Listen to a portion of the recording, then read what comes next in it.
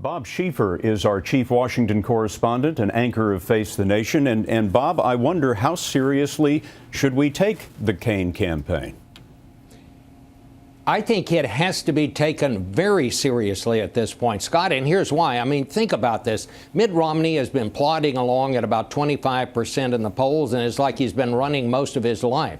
Rick Perry, the governor of Texas, gets into the race. He zooms immediately to the top in the polls, has a couple of stumbles, and goes back down. But then you take Herman Cain, who has no real campaign staff, has not raised very much money. Some people weren't even sure he was serious about this. He's gotten in. He makes a couple of stumbles, and he keeps going up.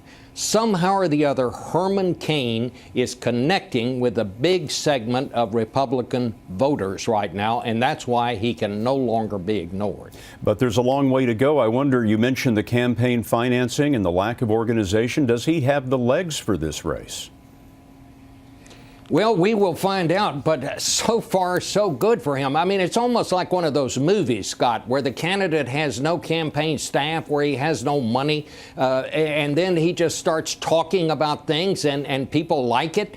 That is what has happened for this candidate so far. These Republican voters like what he says. This may not carry him very far. I don't know how far, but so far, it's going pretty good for Herman Cain.